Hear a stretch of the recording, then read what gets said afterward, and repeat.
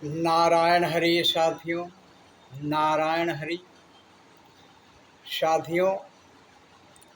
इस प्रकृति में, इस ब्रह्मांड में अपनी एक अलग सत्ता है, जिस सत्ता के अनुरूप पूरी प्रकृति की सारी व्यवस्था और प्रक्रिया कार्य करती है। अब सवाल होता है, प्रकृति का मानव इनको भगवान के नाम से जानता है, पुकारता भी है, ईश्वर के नाम से जानता है, अल्लाह के नाम से जानता है और ना जाने गॉड के नाम से जानता है। बहुत सारे नामों से अपनी अपनी उद्गार, अपनी अपनी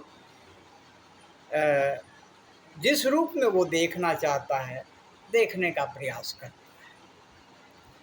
लेकिन साथियों, संस्कृत में एक सेंटेंस है जिसको गोरखनाथ जी ने पहली बार निकाला था, अहम ब्रह्मास्मि। अहम ब्रह्मास्मि का मतलब होता है मैं ही ब्रह्म हूँ, मैं ही ब्रह्म हूँ। तो अहम ब्रह्मास्मि का वास्तविक स्वरूप क्या है, ये मैं आज आप लोगों के समक्ष प्रस्तुत कर रहा हूँ। हम जिसे भगवान के नाम से जानते हैं, उस भगवान हमेशा पुकारते हैं, हे भगवान, हे भगवान। भगवान ने ऐसा कर दिया। और ऐसा भी कहा जाता है कि कण कण में भगवान है। वो भगवान कण कण में कैसा है, किसी ने देखा है?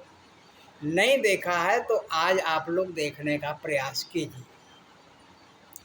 देखने की क्रिया, देखना शब्द जो जब हम लोग बोलते हैं तो उसका सीधा संबंध अपनी आँखों से जोड़ देते हैं। लेकिन मैं आपको बताता हूँ, देखने की क्रिया सिर्फ आँखों से नहीं होती है। देखने की क्रिया मनुष्य को प्रकृति ने 5 ज्ञान इंद्रियां दिया है, आँख, नाक, कान, त्वचा और जीभ। इनसे आदमी देखना यानी अनुभव करना यानी ज्ञान प्राप्त करने का एक टूल है, मीडिया है। इसके बगैर आप अनुभव नहीं प्राप्त कर सकते। तो ये सारी व्यवस्थाएं प्रकृति पहले से दे रखी है। और 5 कर्म इंद्रियां हैं जिससे मनुष्य जीवन में ऊर्ध्वगामी बनने के लिए क्रियाएं करता है।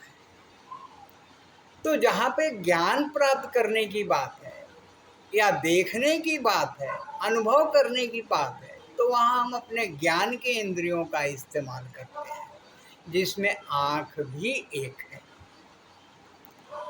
अब सवाल होता है, अहम ब्रह्मास्मि। अहम ब्रह्मास्मि का मतलब, मैं जैसा कि मैंने बताया, इसका अर्थ होता है मैं ही ब्रह्म हूँ। तो इस ब्रह्मांड में, इस प्रकृति में भगवान 2 रूप में है। कोई निराकार भगवान को मानता है, कोई साकार भगवान को मानता है। लेकिन निराकार और साकार ये दोनों भगवान को मानने से पहले या जानने से पहले मैं आपको ये बताना जा रहा हूँ कि भगवान का मतलब क्या होता है, उसका स्वरूप क्या है। देखिए, भ से भूमि यानी पृथ्वी, ग से गगन यानी आकाश, व से वायु, वायु तत्व, व के आगे आकार है यानी अ लगा हुआ है, अग्नि, अग्नि तत्व। और उसके बाद लास्ट में न, नीर यानी जल तत्व। तो जब मनुष्य का निर्माण इसी 5 तत्वों से हुआ और ये प्रकृति की पांचों तत्व इस ब्रह्मांड में यही है, जिसमें भूमि, आकाश, वायु, अग्नि, नीर, ये सारे पहले से ही विद्यमान हैं और इन्हीं से हमारा निर्माण हुआ है। अतः अहम ब्रह्मास्मि, ये तात्विक प्रकृति की जितनी भी सारी तात्विक गुण हैं वो ऑलरेडी जीवों में व्याप्त है। अब रही बात, पिछले वीडियो में मैंने ये बताया था कि किस चीज़ की उत्पत्ति किन तत्वों से हुई है, तो मैं इस पे विशेष प्रकाश अभी नहीं डालूंगा, क्योंकि ऑलरेडी मैंने बता चुका हूँ कि प्रकृति में किसकी उत्पत्ति किन तत्वों से हुई है, आप सर्च कर लीजिए। लेकिन ये पांच तत्व ही किसी भी चीज़ के निर्माण के लिए उपयोग प्रकृति करती है। तो अहम ब्रह्मास्मि का मतलब ये हुआ कि मैं ही ब्रह्म हूँ, यानी जो स्वरूप प्रकृति का है वही स्वरूप हमारा है। और भगवान जो हैं, अगर आप साकार भगवान को देखना चाहते हैं तो आप देख लीजिए, भगवान की परिभाषा मैंने आपको बता दी। और अगर आप निराकार भगवान को जानना चाहते हैं तो इस प्रकृति के अंदर ऊर्जा, संयम, विवेक और ज्ञान को आप अनुभव कीजिए और उसके स्वरूप को जानिए। जिसने ऊर्जा, संयम, विवेक और ज्ञान को जाना या उसको माना, ये निराकार भगवान हो गए, यानी ये आँखों से नहीं दिखाई दे सकते हैं।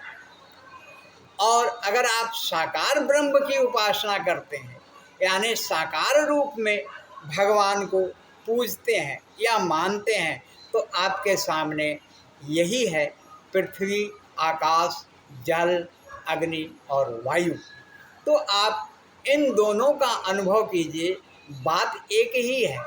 आप निराकार ब्रह्म की उपासना करते हैं तो भी आप ईश्वरीय तत्वों को प्राप्त करेंगे, और अगर आप साकार ब्रह्म की उपासना करते हैं तो भी आप ईश्वरीय तत्व को प्राप्त करेंगे। अतः गोरखनाथ जी ने बिल्कुल सही कहा था, अहम ब्रह्मास्मि, यानी मैं ही ब्रह्म हूँ। प्रकृति की सारी शक्तियाँ हमारे अंदर है, क्योंकि हम इस प्रकृति के एक पार्ट हैं। तो दोस्तों, भगवान का ये स्वरूप हमेशा दर्शन कीजिए, हमेशा चिंतन कीजिए,